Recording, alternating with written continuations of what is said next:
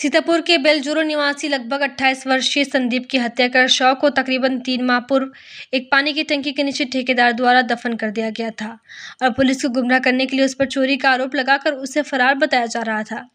मृतक के परिजन और गांव वालों ने सीतापुर विधायक रामकुमार टोपो से मुलाकात कर किसी अनहोनी की आशंका जताते हुए उसे ढूंढने का निवेदन किया था। सीतापुर विधायक ने कहा था कि आपकी पूरी मदद करेंगे और जितनी जल्दी हो सके युवक को ढूंढ कर ले आएंगे और उन्होंने सरगुजा एसपी और कलेक्टर को तत्काल जानकारी देते हुए कहा था कि लापता युवक की तत्काल तलाश की जाए। सरगुजा पुलिस लगातार लापता युवक के बारे में जानकारी प्राप्त कर रही थी, तभी उनको जानकारी प्राप्त हुई कि उस युवक की हत्या कर उसकी लाश को मैनपाट के लुरेना में बन रही पानी टंकी के नीचे ठेकेदार द्वारा दफन कर दिया गया है, जिसको आज सरगुजा पुलिस द्वारा खोद कर निकाला गया। सीतापुर विधायक रामकुमार टोपो तत्काल पोस्टमार्टम स्थल पर पहुंचे और मृतक के परिजन से मुलाकात कर उनको सांत्वना देते हुए कहा कि इस निर्मम हत्या के आरोपियों को बख्शा नहीं जाएगा। हम उनके अवैध निर्माण और कामों पर बुलडोजर चलाएंगे। इस दुख की घड़ी में हम परिवार वालों के साथ हैं, उनके साथ पूरा इंसाफ होगा। 3 महीना पहले गुमशुदगी का मामला दर्ज हुआ था, जिसमें पुलिस ने आज ही एक लाश बरामद किया है, जिसका शिनाख्त अभी एक बेलजोरा निवासी उसके तर्ज पे किया हुआ है, लेकिन पोस्टमार्टम अभी जारी है। इसी पर आज उपस्थित हुए थे हम।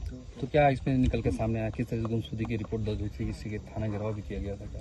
बिल्कुल, इसमें आरोप ये लगाया गया था कि किसी कॉन्ट्रैक्टर के द्वारा उक्त व्यक्ति को उठाकर टॉर्चर करके हत्या कर दी गई है, लेकिन इस विषय में किसी प्रकार का पुख्ता जानकारी नहीं मिला था।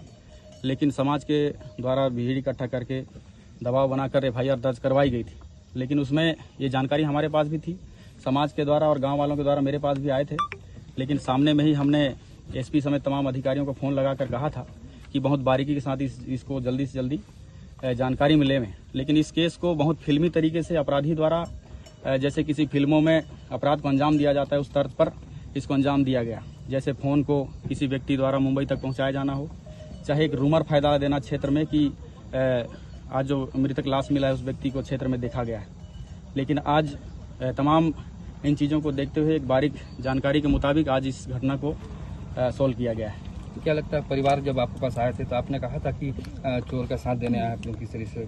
ये एक राजनीति है और इस तरीके से भाषा का उपयोग हम कभी कर ही नहीं सकते, क्योंकि बिना जाने किसी विषय को इस तरीके से टिप्पणी, खासकर जिस जिम्मेदारी में मैं हूँ, ये कभी बोल ही नहीं सकते।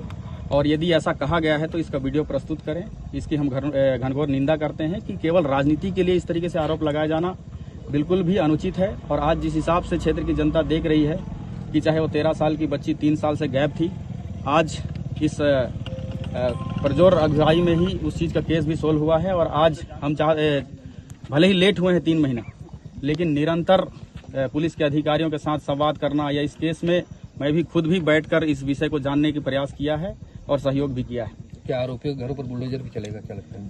बिल्कुल, यही बड़ी बात है इसमें, क्योंकि केवल हम आरोपियों को अरेस्ट करके जेल भेजने का ही काम नहीं, उससे जुड़े हुए जितने अपराध के श्रेणी हो, चाहे वो ठेकेदारी का मामला हो, चाहे जितने भी अवैध अतिक्रमण हो, ये सारी चीज़ों पे कड़ी एक्शन देखने को आप सभी को मिलेगा। क्योंकि इस तरीके का घटना ये क्षेत्र के लिए बहुत ही निंदनीय है और इसका मैं अपने आप में भी बहुत दुखी महसूस कर रहा हूँ कि आज हमने एक समाज का या क्षेत्र का बेटा खोया है। अपने सामने पोस्टमार्टम होता देख, खुद के सामने पोस्टमार्टम करवाया है आपने? बिल्कुल, आज जिस हिसाब से पोस्टमार्टम का दृश्य देखा, उससे ये पता चलता है कि जिस हिसाब से इन्होंने इस घटना को अंजाम दिया है, उनके साथ कठोर कार्रवाई होनी चाहिए। इसके लिए हम पूरे परिजन के साथ खड़े हैं और अपराधियों को जल्द से जल्द पकड़ा जाएगा और उन पर कठोर कार्रवाई की जाएगी। परिजनों को आपकी तरफ से क्या सहायता दी जाएगी?